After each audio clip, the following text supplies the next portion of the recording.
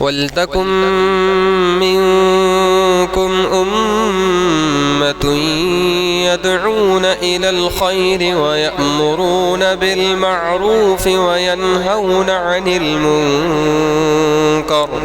وَأُولَئِكَ هُمُ الْمُفْلِحُونَ۔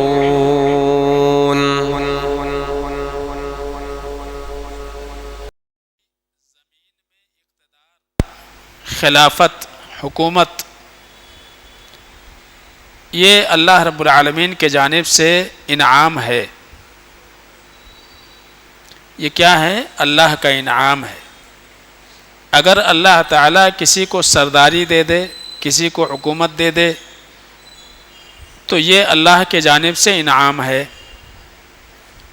اور یمنحها لمن قام بما اوجب اللہ علیہ، اور اللہ تعالیٰ یہ انعام ان لوگوں کو دیتا ہے جو اپنے اوپر اللہ کے جانب سے جو واجبات ہیں اس کو ادا کرتے ہیں۔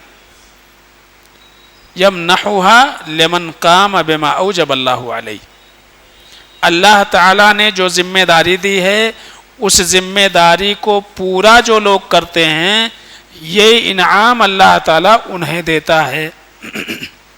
یہ سلف کا عقیدہ ہے۔ تو اس سے یہ پتہ چلا کہ زمین میں حکومت یا اقتدار یا غلبہ یا اسلامی حکومت کا نظام قائم ہو جائے، یہ چیز جو ہے یہ اللہ کے جانب سے انعام کے طور پر ملتا ہے۔ یہ ایک انعام ہے، یعنی ایک ٹرافی ہے یہ، اور اس انعام کو پانے کے لیے ان شرائط پر آپ کو پورا اترنا پڑے گا جو شرطیں اللہ تعالیٰ نے لگائی ہوئی ہیں۔ اب کوئی انسان یہ کہے کہ مجھے مقابلے میں نہیں اترنا ہے، مجھے مقابلہ نہیں کرنا ہے، ٹرافی چاہیے خالی، تو نہیں مل سکتا نا، کیونکہ اگر کسی چیز کے لیے کوئی انعام رکھا گیا ہے تو وہ تو مقابلے میں جیتنے والوں کے لیے رکھا گیا ہے، کہ دو فریق جب آپس میں مقابلہ کریں ان میں جو جیت جائے اس کو ٹرافی ملے گی۔ اب ہم اور آپ یہ کہیں کہ نہیں مقابلہ نہیں کرنا ہے، خالی ٹرافی چاہیے، نہیں مل سکتا ہے۔ بھئی ورلڈ کپ اس کو دیا جاتا جو کھیلتے کھیلتے سب کو ہراتے اور آگے پہنچتا، اس کو ورلڈ کپ ملتا ہے۔ اب کوئی کہے نہیں ورلڈ کپ ہونا، لڑنا نہیں ہم کو، تو یہ بیوقوفی والی باتیں ہیں۔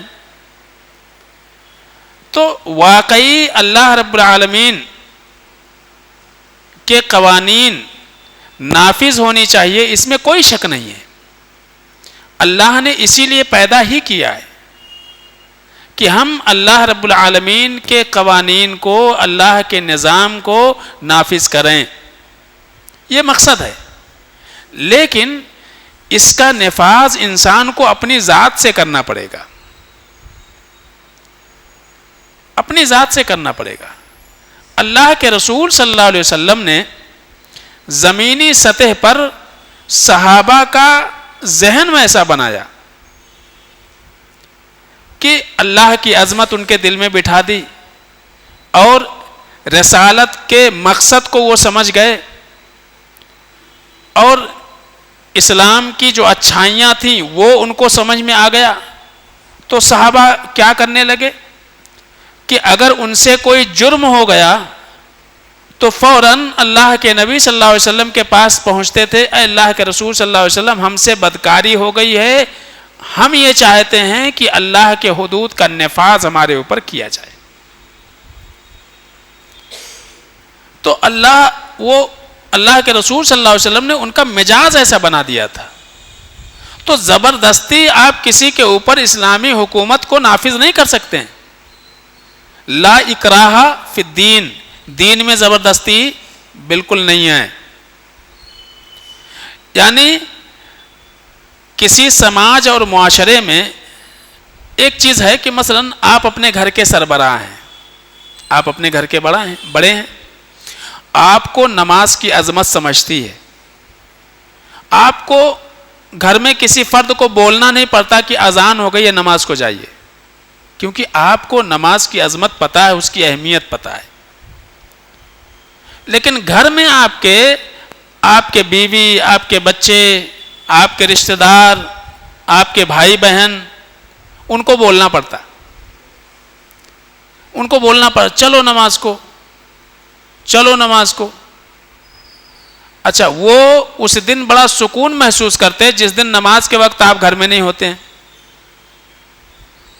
کیوں؟ نہیں جانا پڑے گا، ٹھیک ہے؟ تو آپ کے بولنے کی وجہ سے، آپ کے ڈانٹنے کی وجہ سے وہ آ جاتے، لیکن آپ جب نہیں رہتے تو بالکل نہیں آتے ہیں۔ تو پتہ یہ چلا کہ کیا آپ ان کے دل میں اسلام کا نظام قائم کر سکے؟ نہیں۔ یہ کیا ہے؟ یہ جبر ہے، زبردستی۔ آپ کو ہندوستان کا پرائم منسٹر بنا دیا جائے، آپ ایک قانون پاس کر دیں، جو 5 وقت کی نماز پڑھے گا اور پڑھتے ہوئے اپنا ویڈیو بھیجے گا ٹائم پہ، اسی کا جو ہے پین کارڈ، آدھار کارڈ بنے گا، اسی کو راشن ملے گی، اسی کو پانی ملے گا، اسی کے گھر میں لائٹ رہیں گی۔ بھائی مجبور ہو کر کے آدمی کرے گا، لیکن کیا یہ کرنے سے اللہ راضی ہو جائے گا؟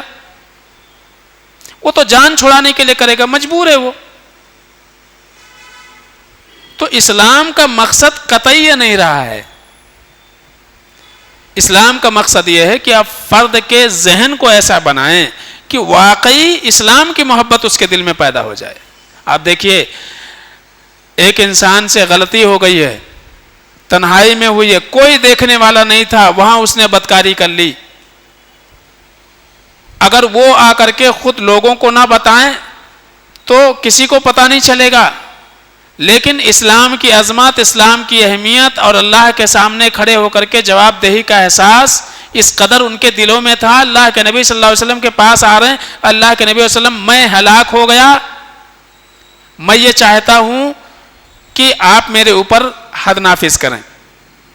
ایک عورت خاتون آ رہی ہیں، اللہ کے نبی صلی اللہ علیہ وسلم، مجھ سے غلطی ہو گئی ہے، میں اللہ کا سامنا نہیں کر سکتی اس گناہ کے ساتھ، میں یہ چاہتی ہوں کہ مجھے رجم کیا جائے۔ حاملہ تھیں، اللہ کے نبی صلی اللہ علیہ وسلم نے کہا بدکاری کی وجہ سے حاملہ ہو گئے، آپ نے کہا کہ گھر والوں کو بلایا، ان کے ساتھ اس نے سلوک کرو، پیدائش ہو جائے پھر ان کو لے کر کے آؤ۔ آپ سوچئے 9 مہینے کا وقفہ، مزاج بدل جاتے ہیں، ٹھیک ہے، جوش جوش میں تو جا کر کے بول دیے، اب جا کر کے بول سکتے نہیں ہم سے غلطی ہو گئی تھی، ہم کو سمجھ میں نہیں آیا تھا، کس نے دیکھا ہے، گواہ پیش کریے آپ۔ میں جھوٹ بولا تھا کہ میں نے ایسا کیا ہے، میں نے کیا ہی نہیں، ہو سکتا تھا، لیکن پیدائش ہو گئی پھر آئیں۔ اللہ کے نبی نے کہا کہ بچہ چھوٹا ہے، اس کو دودھ کی ضرورت ہے، جاؤ جب کھانا کھانے لگے گا تب لے کر کے آنا، تب آنا تم۔ بچی کے ہاتھ میں روٹی کا ٹکڑا پکڑا کر کے پھر آئیں، اے اللہ کے نبی صلی اللہ علیہ وسلم، ثبوت کے بچہ اب ہمارا کھانے پینے لگا ہے، ہماری ضرورت نہیں ہے اس کو، آپ ہم کو رجم کر دیجئے۔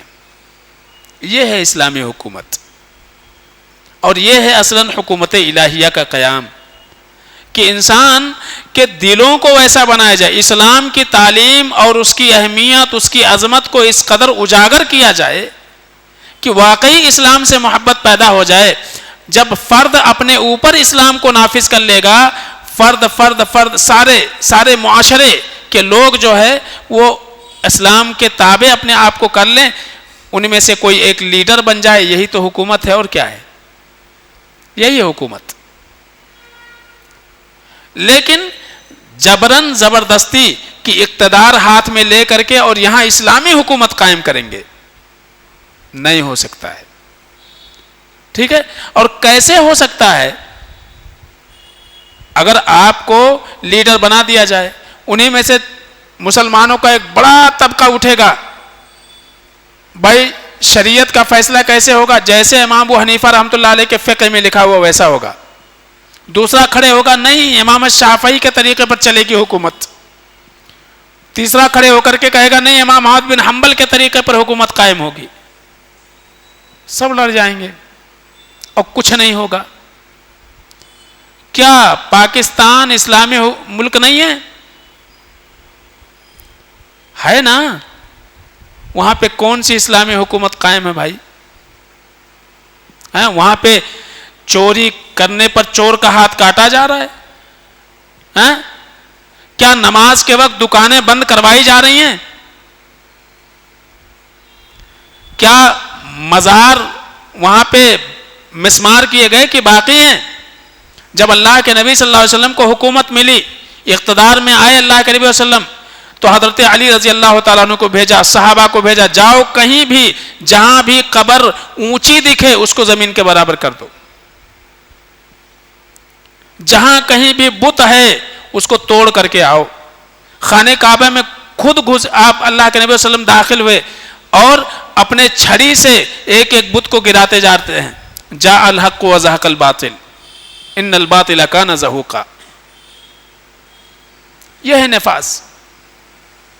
تو جبر سے کوئی چیز حاصل نہیں ہوتا ہے، سمجھ رہے نا؟ ابھی کرونا آیا تھا، ماسک کیوں لگاتے تھے؟ نہیں لگائیں گے تو فائن پڑے گا، سمجھ رہے نا؟ کچھ لوگ سمجھ کے لگاتے تھے کہ واقعی بیماری سے بچ جائیں، اور کچھ لوگ ڈر کی وجہ سے لگاتے تھے۔ ہیلمٹ کچھ لوگ واقعی انسان محفوظ رہتا ہے ایکسیڈنٹ پہ اس لیے لگاتے ہیں، کچھ لوگ اس لیے لگاتے ہیں کہ اگر پکڑے گا تو فائن مارے گا، سمجھ رہے نا؟ تو اصل چیز ہے کہ آپ کے دل میں محبت کتنی ہے اسلام کی۔ تو ہم کو اسلام کے تئیں محنت کرنے کی ضرورت ہے۔ حکومت تو اللہ تعالیٰ کا عطیہ ہے، آپ سچے معنوں میں مسلمان بن جاؤ، اللہ حکومت آپ کے ہاتھ میں دے دے گا۔ پکے مسلمان ہو جائیں، پکے مومن ہو جائیں تو اللہ حکومت تو آپ کو دے ہی دے گا۔ یہ اللہ کا عطیہ ہے، یہ ٹرافی ہے۔ لیکن ہم کیا کہتے ہیں؟ نہیں، پوری محنت، پوری کوشش۔ جیسے ایک نوجوان کے ذہن میں تھوڑا سا اسلام کا شعور آتا ہے، اس کے ذہن میں ایک بیج ڈال دی جاتی ہے، اب تم کو کوشش کرنا ہے کہ یہاں اسلامی حکومت قائم ہو جائے، سمجھ رہے نا؟ خود کے اوپر اسلام اپلائی نہیں کر رہا ہے، پورے لوگوں کے اوپر اسلام اپلائی کریں گے کیسے؟ نہ تو شرعی اعتبار سے چہرہ ہے، نہ شرعی اعتبار سے شادی بیاہ ہے، نہ شرعی اعتبار سے معیشت کا معاملہ ہے، سود کھا رہا ہے، رشوت لے رہا ہے، چوری کر رہا ہے، خیانت کر رہا ہے، دھوکہ دے رہا ہے، پڑوسیوں کے ساتھ اس کے تعلقات اچھے نہیں ہیں، یہ سارے معاملات ہیں، حکومت قائم کریں گے۔ اللہ تعالیٰ جو ہے جو چیز بطور انعام کے دینے والا ایسے ہی دے دے گا۔